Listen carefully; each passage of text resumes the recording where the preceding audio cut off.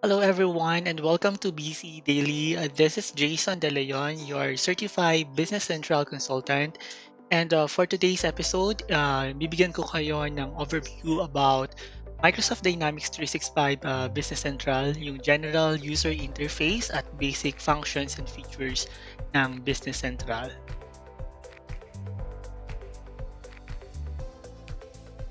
So this is the Dynamics 365 Business Central.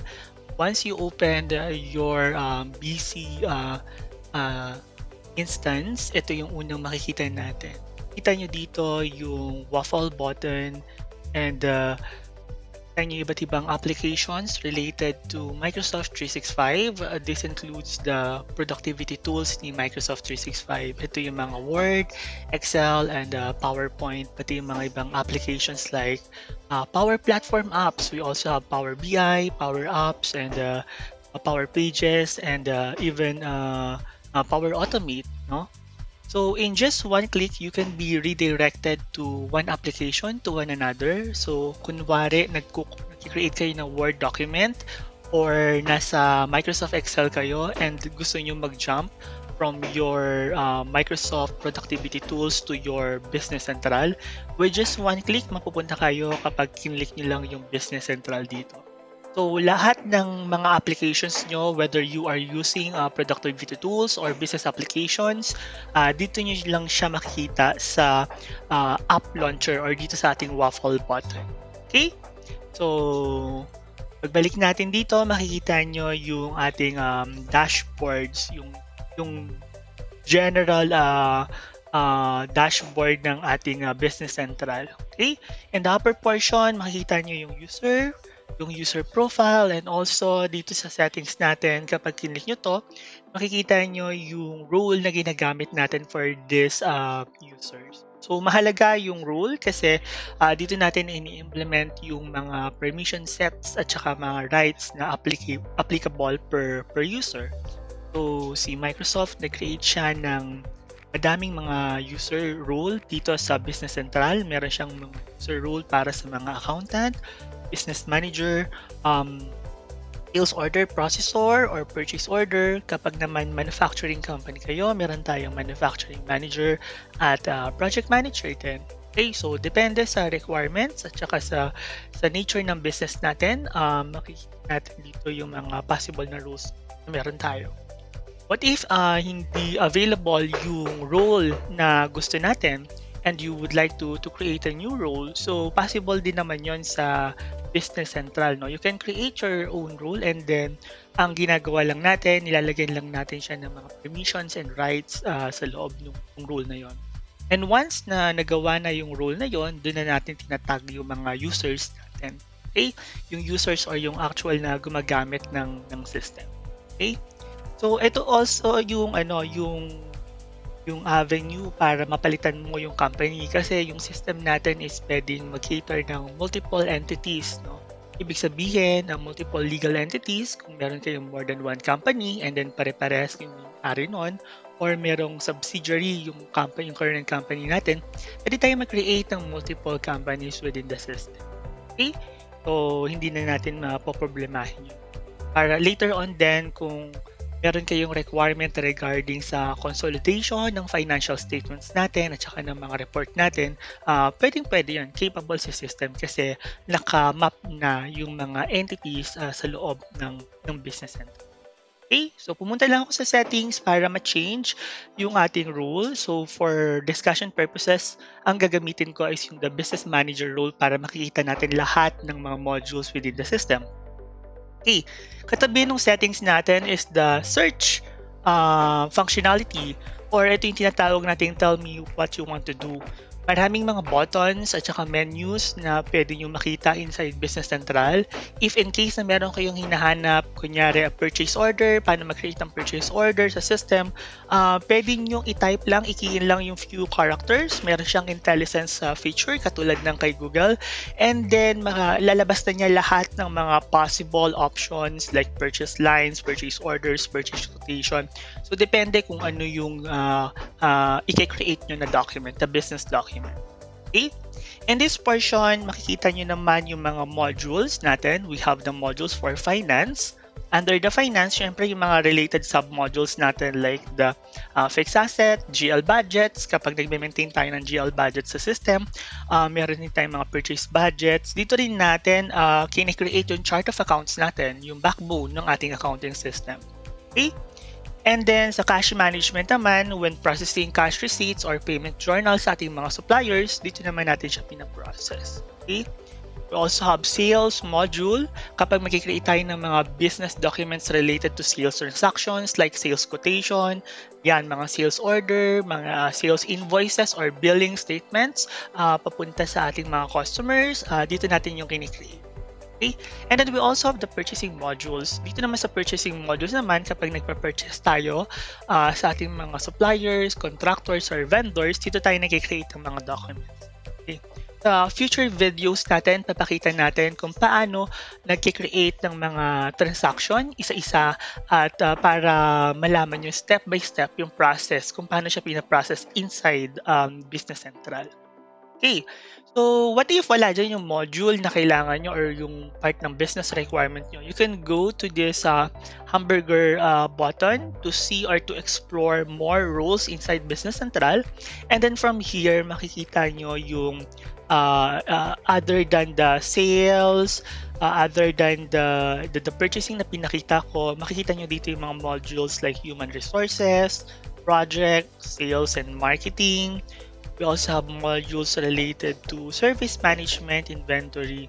So, lahat-lahat na ng modules na kailangan na usually ng mga small to medium businesses, nandito na yung modules na yun. If in case na wala siya at kailangan natin siyang i-develop, possible din naman sa system yun. Or pwede rin tayong gumamit ng mga available extensions. So, we call them extensions kasi meron tayong mga partners na para sa mga specialized industries like real estate. So, meron silang specific requirement for the leases, yan, mga leasing units nila, and then kung paano mine-maintain yun.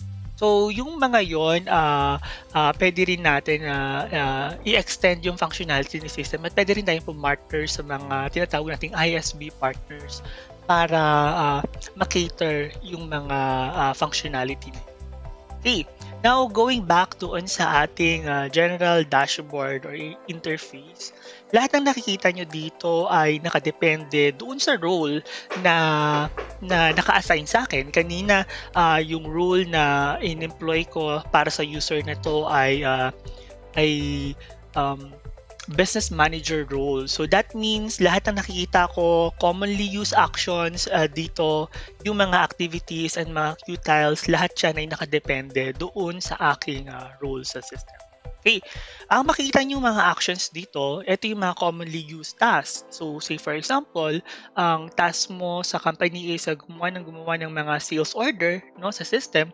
So pwede natin ilagay dito yung mga actions related to that. Dito, as example, meron akong sales quotation, sales order, yan yung mga commonly used actions ko. Okay? And then for the activities, makikita ko naman dito yung tinatawag natin Qtiles. So itong mga boxes na to, ang tawag natin ay Qtiles. So they follow traffic light feature.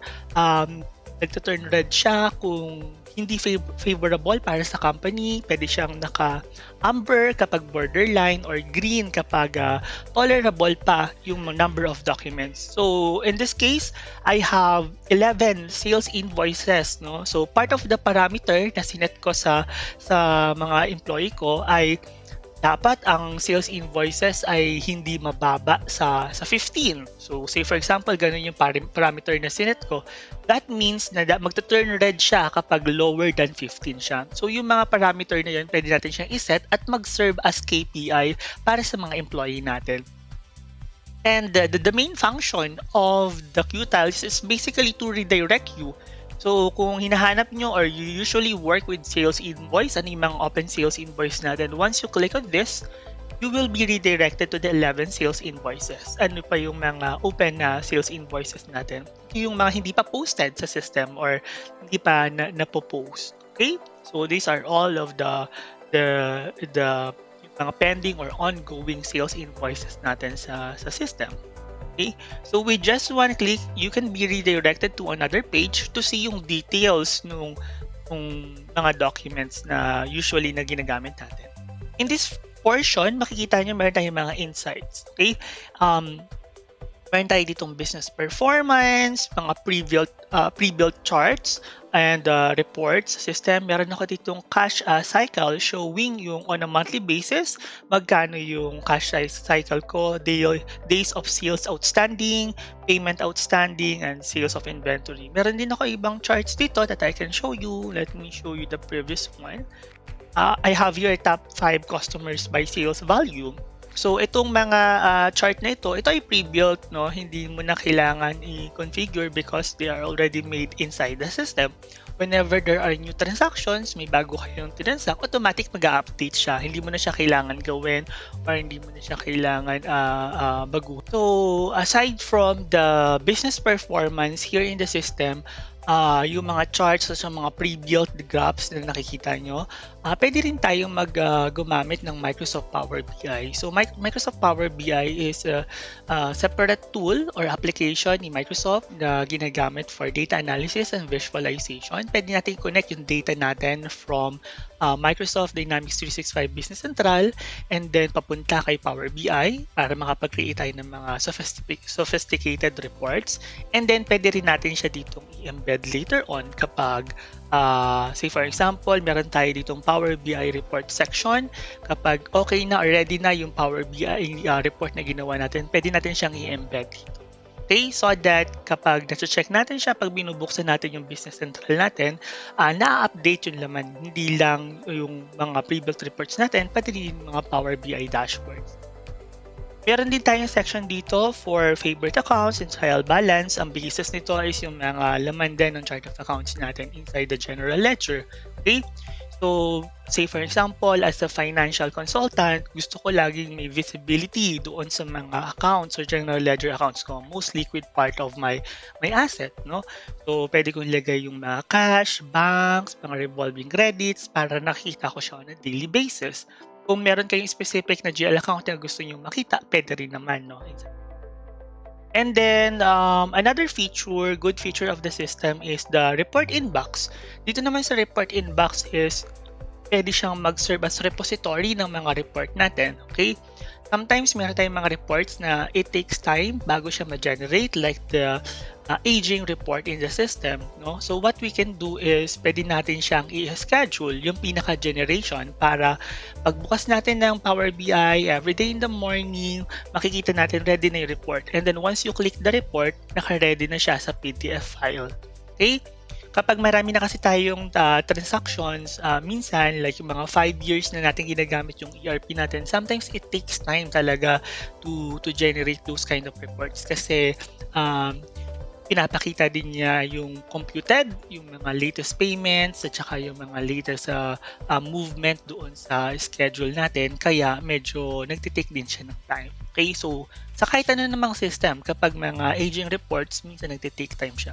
Kapag in-open ko yung PDF file na na-download ko, instantly makikita ko kaagad yung report. So, ito yung sample report natin. Okay? Inventory reorder. Okay. So, speaking of the report, say for example, the age, accounts payable. So, ito yung aging report natin para sa ating mga supplier. So, age, account payable, outstanding. So, in the system, meron tayong different ways on how to preview or i-print yung report natin. Pwede natin siyang i-preview as is para makita natin, and then pwede natin i-ready print. So, instant report na to na galing mismo dun sa system. So, dito sa age accounts payable, pinapakita dito yung mga suppliers, pati yung mga outstanding balances, pati yung mga nakabakit na by aging. Depende kung ano yung requirement natin pagdating sa aging, kung binibilang natin yung more than 120 days, 180 days, so pwede natin yung i-define sa system. Okay? So aside from that, one of the good feature ng system is we can send it to PDF file, to XML document kung gusto nyo later on i-upload din siya sa another system, or pwede rin siya ng Microsoft Word, Excel document, and of course, dito sa Microsoft Excel document natin, the latest release ni Microsoft is pwedeng data and layout at pwedeng data only. Like say for example, you are part of the accounting team at gusto mo ma-check yung data na data lang siya, hindi kasama yung layout nung mismong report, pwede nyong ikuhanin yun and i-select nyo lang yung Microsoft Excel document or data only. Yung schedule dito is ito yung kapag i-schedule natin yung generation ng report. Automatically, lagay lang natin yung earliest start date and time at saka hanggang kailan, and then once na na-generate na siya na mismo yung magge-generate ng report. Depende kung ano yung parameters na sinend natin, and then lalabas na siya dito sa report inbox natin. Okay? So basically, yun yung general features at saka user interface ng Business Central natin. Sa mga susunod na video, we will create videos related to sales module, paano mag-create ng mga sales orders, sales invoices, sa purchasing module, paano mag-create ng mga purchase code at saka purchase order. And then tuturuan ko din kayo ng mga tips and tricks on how to create those kind of transactions. Okay? So, thank you for watching this video. I hope nagkaroon kayo ng general idea about Business Central at basic functions at saka sa pagdating sa user interface ng Business Central. Thank you so much. Bye-bye.